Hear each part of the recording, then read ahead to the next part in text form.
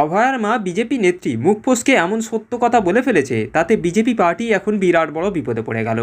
অভয়ার মা বিজেপি নেত্রী হয়ে এক জনসভায় মুখ ফসকে বিজেপি পার্টিকে নিয়ে, বিজেপি নেতাদেরকে নিয়ে মুখ ফসকে যে সত্য কথা বলে ফেলেছে, তা শুনে শুভেন্দু অধিকারী ও বিজেপি নেতাদেরই মাথায় হাত। তো চলুন এই ভিডিওটি ধৈর্য ধরে শেষ পর্যন্ত দেখুন যে অভয়ার মা একজন বিজেপি নেত্রী হয়ে বিজেপি এবং বিজেপি পার্টির নেতাদেরকে নিয়ে ঠিক কী সত্য কথা বলে ফেলেছে, তাতে শুভেন্দু অধিকারী এবং বিজেপি পার্টির নেতারা এখন কত বড় বিপদে পড়ে গেল। বিজেপি নেত্রী অভয়ার মায়ের ভিডিওটি ধৈর্য ধরে শেষ পর্যন্ত দেখলেই প্রমাণ পেয়ে যাবেন। চাই স্বাস্থ্য দপ্তরের যারা কলঙ্কিত মন্ত্রী এমএলএ যারা দায়িত্বে রয়েছেন তাদের সরাতে হবে, সরিয়ে ভালোভাবে কাজ করতে হবে, তাহলে আর অভয়াই ঘটবে না।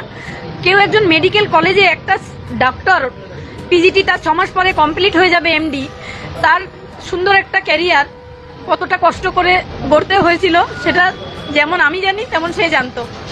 তাই এই যারা দুর্নীতিগ্রস্ত মাথায় যতদিন বসে থাকবে এরকম ঘটনা ঘটতেই থাকবে। আমার কাছে অনেকেই আসেন যে স্বাস্থ্য দপ্তরে এখনো অনেক দুর্নীতি হচ্ছে, সেই বড় ফাইল আছে আমার কাছে, আমি সেগুলো এখনো জমা করিনি, কারণ আগে আমি মেয়ের বিচার পাই, তারপরে সেগুলো জমা করব।